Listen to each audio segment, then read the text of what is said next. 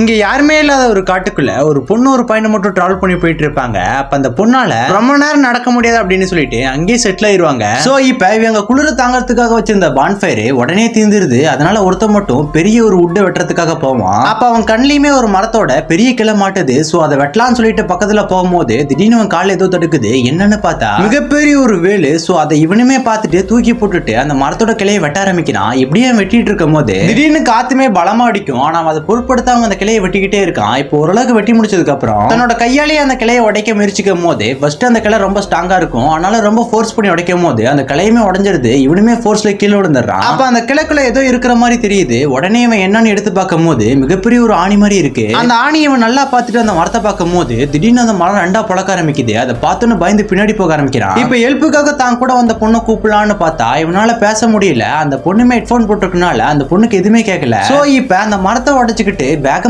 ஏதோ ஒண்ணு இவன் மண்டையில வந்து அடிக்குது. என்னன்னு இவனுமே எடுத்து பார்க்கும் போது அது ஒரு சூனிய வச்ச பொம்மை மாதிரி இருக்கு. அதை பார்த்தோன்னு பயங்கரமா பயந்து இவனுமே தன்னோட காதலியை கூப்பிடலான்னு பாக்குறான். ஆனா அவளுக்கு கேட்கவே மாட்டேங்குது. இப்ப அந்த மரத்துக்கு பின்னாடி இருந்து வித்தியாசமான ஏதோ ஒண்ணு இவனை துரத்த ஆரம்பிக்குது. இவனுமே பயந்து ஓட ஆரம்பிக்கிறான். ஆனா இவன் எவ்வளவு தூரம் ஓடனாலுமே அதுமே பின்னாடி இவனை துரத்திக்கிட்டே வருது. முடிஞ்ச அளவுக்கு இவன் தப்பிக்கலான்னு பார்க்கும் போது அது கிட்ட மாட்டிக்கிறான். அப்ப அதுமே இவனை கொன்றுது. அப்பதான் இந்த பொண்ணுக்குமே சத்தம் கேட்கும். உடனே இந்த பொண்ணுமே இழுந்து அவனை தேடி போக ஆரம்பிக்கிறான். அவன் வெட்டிட்டு இருந்த மரம் பக்கம் போய் பார்க்கும் போது இந்த பொண்ணு காலுக்குமே அந்த பொம்மை மாட்டுது. அந்த பொண்ணு அந்த பொம்மையை தூக்கி பார்க்கும் போது வித்தியாசமான ஒண்ணு வந்து இந்த பொண்ணையுமே கொன்றுது. சோ இது மூலியமா நம்மளுக்கு என்ன தெரிய வருதுன்னா தெரியாத காட்டுக்குள்ள நம்ம டிராவல் பண்ணி போக கூடாதுன்னு.